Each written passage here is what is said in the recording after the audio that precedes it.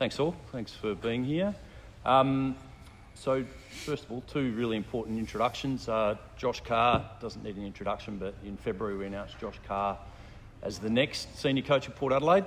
Today Josh is the coach of the Port Adelaide Footy Club. Josh is the fifth senior coach in our AFL journey and only the 35th in the almost 70 years of the Port Adelaide Footy Club. So I know that's not lost on Josh. Josh has done a fantastic apprenticeship in preparation for this role. Obviously was a superstar player, premiership player at Port Adelaide in 2004, finished in 2010, transitioned into coaching, first of all as a development coach, then to North Adelaide where he got to coach his own team and run his own club for 4 years, including an SNFL premiership. Then to Fremantle, again in order to better himself, and he's been back at Port Adelaide for 3 years now. And in that time, he's been able to build great relationships with our people right across the club, but really importantly with our playing list. And I'm excited that Josh now gets the opportunity to lead the next era at Port Adelaide. So congratulations to Josh Carr on now being officially the senior coach of the Port Adelaide Footy Club. The second person I'd like to introduce is Ben Rutten. So Ben, I guess as part of the new era at Port Adelaide, there are a lot of new people around our footy department, and as we built the coaching group, and also with some key people who have already got in place, what that allowed us to do with the general manager role was take our time and make sure that we were identifying the right person for us and the group that we have to grow at the same time. And as that process moved through, Ben emerged as absolutely the outstanding candidate for us and for the group of people that we have here now at the Port Adelaide Footy Club. Ben's football resume is, super impressive. Also, great player. Obviously South Australian, played at Adelaide Footy Club for 230 games, then transitioned into coaching, assistant coach at Richmond in a era of great success, including being the AFL Assistant Coach of the Year. Then moved to Essendon, has been a senior coach at AFL level for 2 years. Following that, moved back to Richmond, and one of the things that really impressed us with Ben is his thirst for improving himself and getting better, but also the people around him. So his role at Richmond over the last couple of years has been about coach development, but also the team psych prep, and we just as we got through the process and looked at the broad experience we've already got in the program and the new people that are coming in. We're delighted that Ben has decided to come back to South Australia with his family and will be the new General Manager of Footy at Port Adelaide. So welcome and congratulations to Ben. Ben, you're wearing a logo and colours that you've played for many, many years. How does it feel to now be a part of this football club?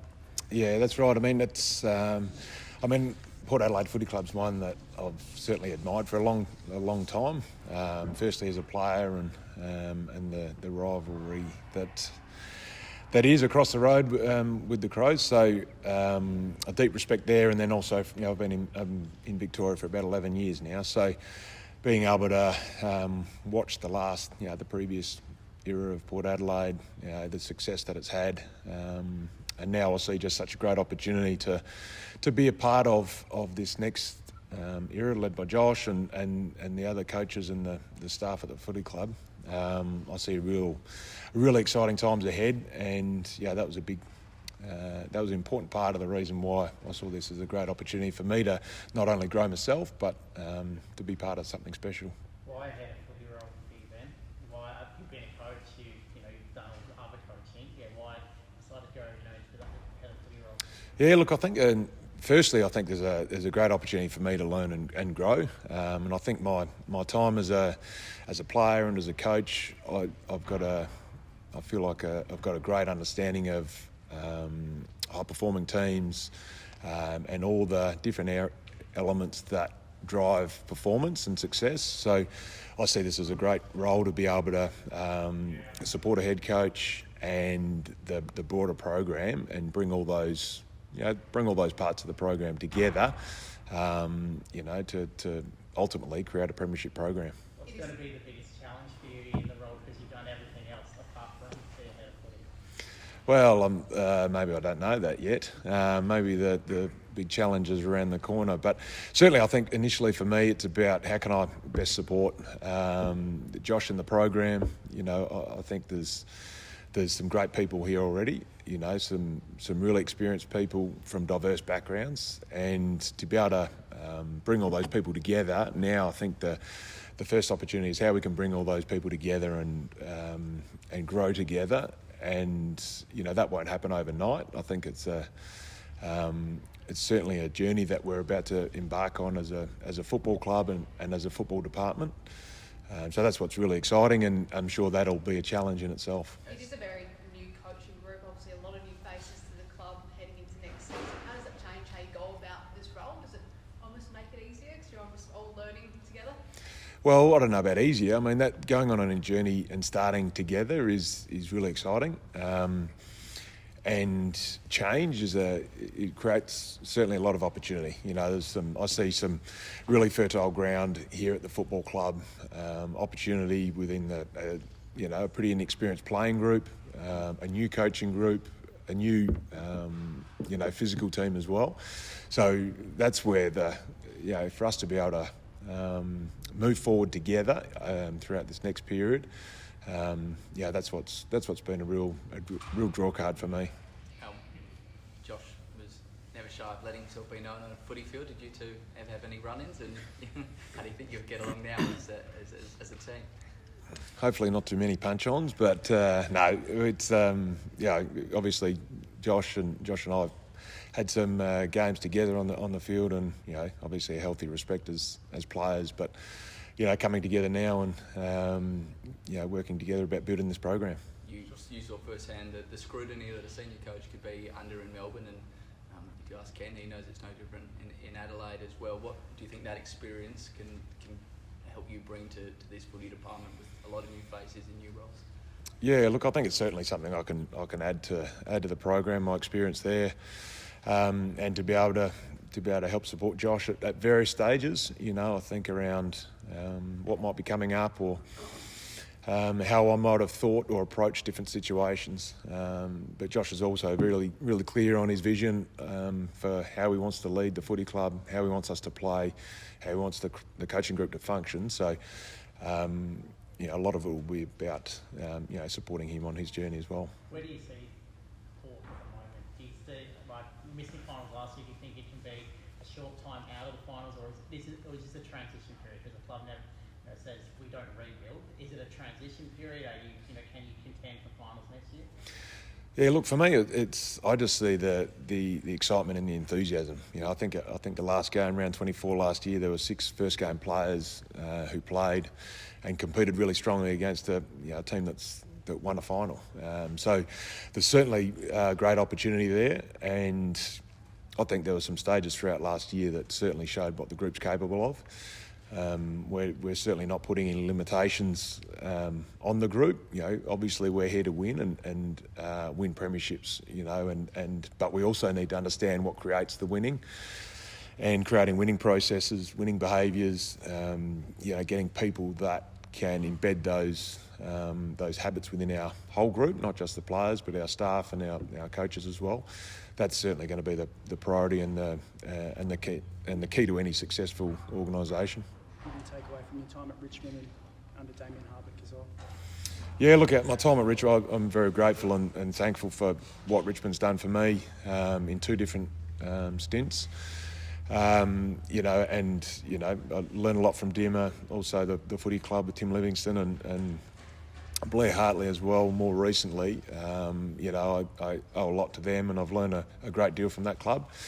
And there'll be certainly parts that I can bring from that experience as well. But, Port Adelaide have done things really well for a long period of time as well. So it's a great opportunity for me initially to learn what's happening here, what works well, and maybe to be able to add some things as we go along. How did this, sorry to go back a little bit, how did the role come about, Ben? Who reached out to who, and then what was the sort of recruitment process like? Yeah, look, from my point of view, it's it probably happened over about 3 or 4 weeks, and through conversations, through just getting some interest in the role, to more formal catch-ups and interviews with some key people at the club. So for me, it was the big part and the big draw card was firstly the people here, whether it be the people involved at the club, the football club, the passionate supporters, and I think the opportunity for me to be able to grow into a role with a program, was pretty important to me. Just from Chris Davies, his reputation preceded himself.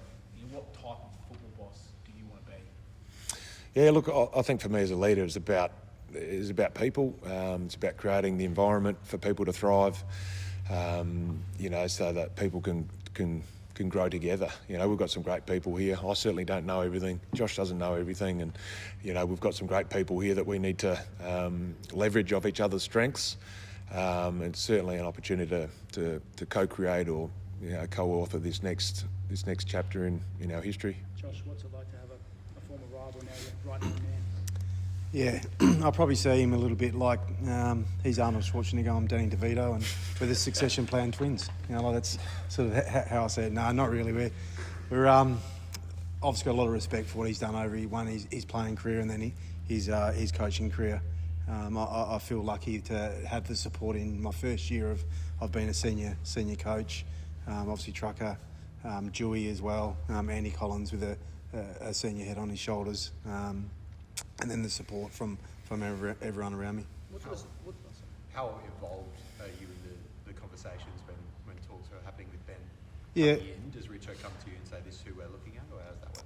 Yeah, look, the process, Richo led the charge with that, with Cripper and obviously the footy club, and it got to, I guess, down towards the back end of it, and sat down with Ben and had some good conversations, and I was pretty excited after those conversations, and I spoke to Richo straight after it and thought he's the type of guy that we want in our football club and help us lead this program. So it doesn't matter for you that Ben doesn't have the head of footy experience, like he has every other experience apart from not that head of footy experience for you? No, not at all. Not at all. I think his experiences through his coaching career has prepared him for this moment. He spoke about growth as a group. I think that's important. What it looks like in 2-3 years for us, for me as a coach, for Ben as the GM of football, will look different from what it is now. We're going to grow together.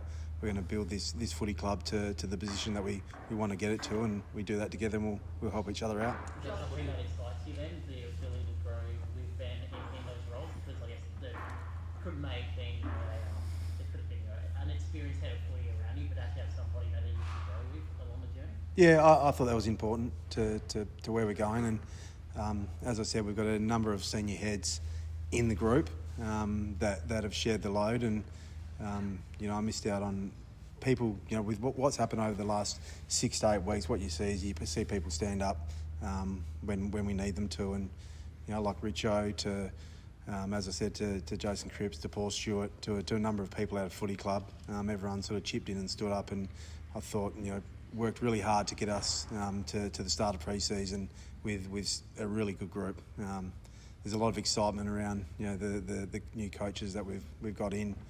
I've probably had a number of relationships with a lot of them. There's a couple that I never worked with, but a couple that I obviously played football with in Luke Webster and Dewey. Coached Mitch Clisby. So he played with Jacob Surgeon, and then a number of guys. So I knew what I was bringing into this football club, and I know that they're going to make our club better. Josh, you've made it through the succession plan. Pre-season's now finally on the doorstep. How does it actually feel now to finally be in the senior coaching chair? Yeah, I think just the excitement around the corner with the players coming in on Monday, the opportunity for all of us to present that program to those guys and start teaching them about what we want and on the journey together to be successsul. You won't see much action in the national draft. Do you have an intention maybe to have a group of train-on players that you could add? Yeah. We obviously we don't have a lot of picks in the draft coming up. Obviously, there's excitement around what we brought in mid-season and last year's draft, and then there will be opportunities in the pre-season for guys to train on with us. Josh, we asked Ken at the end of the season how he felt the succession plan went. From your perspective, how did it go for you? Did it feel any different throughout last year? Did you learn anything, Ken's brain a little bit further throughout the season? Oh, look, I think I just learnt a lot about the football club, standing up under some pressure, coming together at the right times. There's no doubt that we had challenging periods right through the year. We knew that if things didn't start well, everyone would probably be pointing the finger towards the succession plan. But in the end, what we did, we stayed strong and we got through to the end of the season. There's a period probably about 4 or 5 weeks to go where obviously we weren't going to make finals. But quickly, the conversations with Ken was around, okay, what can we do to make the future better for our football club? That last game, as Ben said, we had 6 guys that had made their debut through the season. That's the bonus of having a poor season, having a few injuries is you see opportunity, and we go win a game against a team that played finals, that won a finals game. How good's that going into pre-season for those young guys that got a little taste of it, but knowing what they got to do to take the next step. So no regrets from your end? No regrets. I'm here. I'm coaching Port Adelaide. How good's that? Josh, so much off of change. What do you think? What are you going to try and change on the field when the lads get back? What are you going to try and imprint and change from last year in terms of not so much style of play, but culture and on the field more than off the field? Yeah, for me, it's not really about change, and it's not me about looking back and going, I need to change this because they coached this before or these people were here.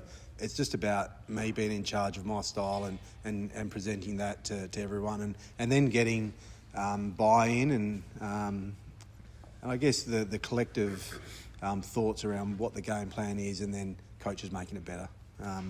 There's a licence for everyone in this building to explore and make everything better, and in the end, whoever's got the best ideas, we make that work. Was that a challenge to get everyone on the same page? What have you done in such a short time with so many new faces to get that cohesion, I guess? Yeah, that was important with the new people. One is, as I said, I have a pretty good idea on the people that we're bringing in. I don't think it's going to be a huge task in bringing us together, because I know there's the number one is that they're all selfless in their approach to their coaching, and they want to get better, but they want to do what's best for the team.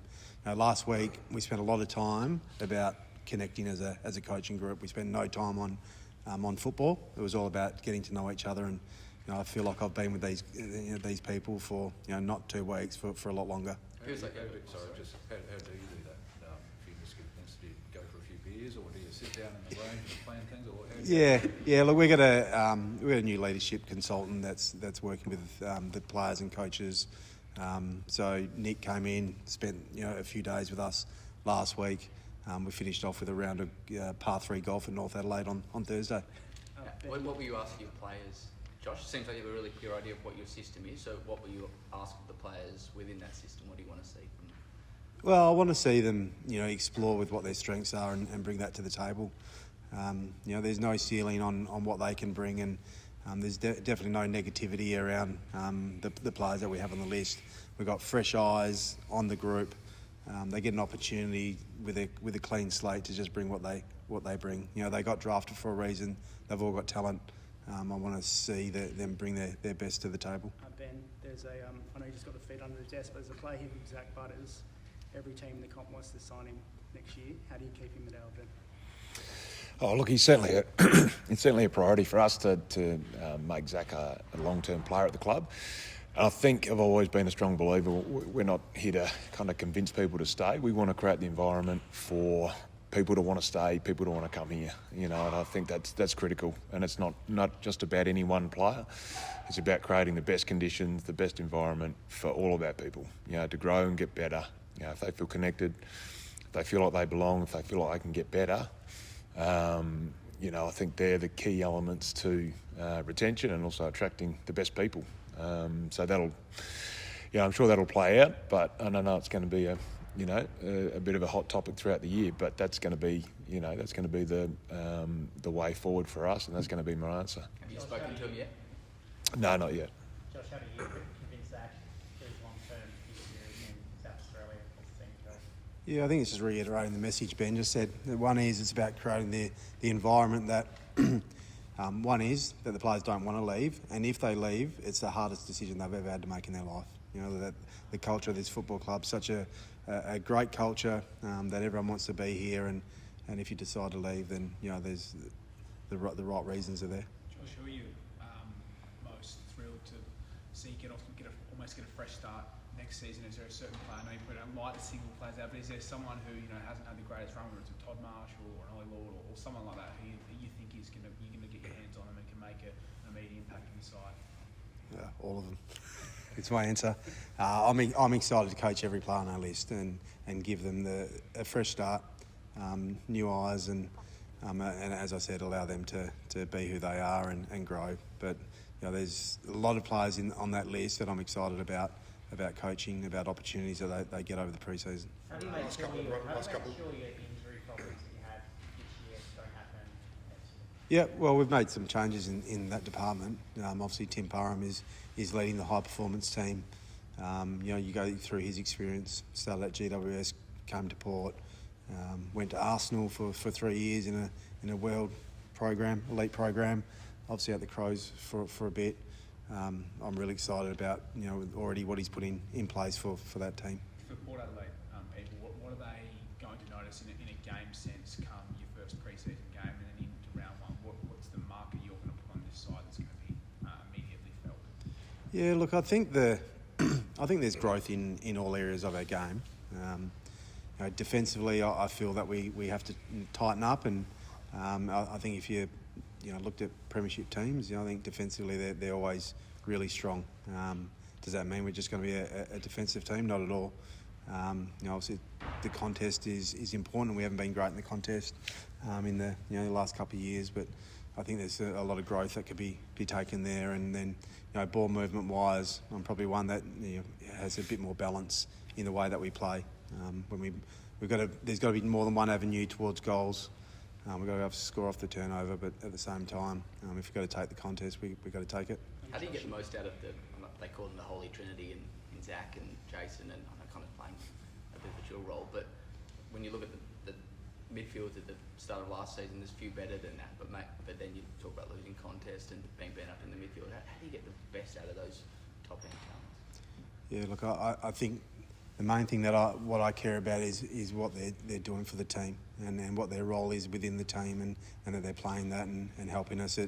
Us winning and losing isn't going to depend on those three guys. It's going to depend on every player performing their role. Josh, your former premiership teammate Warren Treadray was sacked from the board. As a former teammate, how does this whole situation feel for you? Look, nothing changes from what Treaders is to our football club. He's a past player. He's a legend of the footy club. He's one of the greatest players that I ever played with, and if not, the greatest in the AFL era. So, look, from that point of view, he hasn't been kicked out of the footy club. He's off the board for obviously the reasons about what's best for our football club, and the board made that decision. Richard, what are the next steps for the club? With that regard, yeah. Well, as Josh said, it's not. It's a governance matter that the board have addressed. When you're a director or an officer of the club, you have responsibilities to act in the best interests of the club and our members at all times. So shortly the club will proceed with a process to replace Warren. He's a member-elected director, so the members will have the opportunity to nominate and elect that director. But I think our statement last week sort of covered off on it. As I said, it's a governance matter, and it's not really something that I want to add to.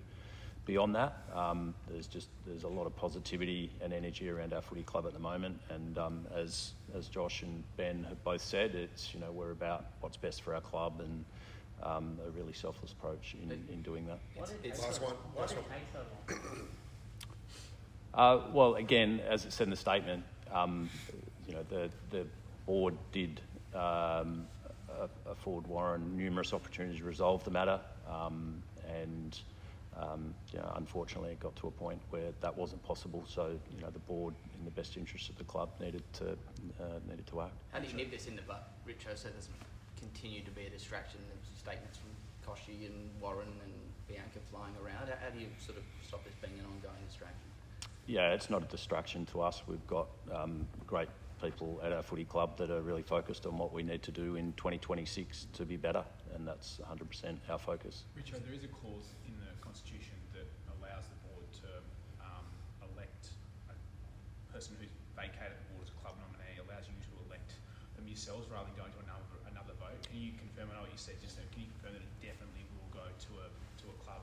Yeah, the board has resolved it'll definitely be a member-elected director appointment. Was there a fan backlash at all after the decision? Well, like I said, I don't really want to, there's too much positivity around our footy club at the moment. I think reasonable people understand what the issue is. We're always about, our responsibility is to always act in the best interest of the club, and, the board have made that decision, and now, for us, our focus is on, the players come back on Monday. We've got a really exciting group of people. I think, the group of people that we've been able to put together around Josh is also a reflection on how much respect Josh has, and the people that want to help him in this really exciting next year of the Port Adelaide Footy Club. So I think our people should be really excited about what this next period looks like at Port Adelaide. Thanks, Richo.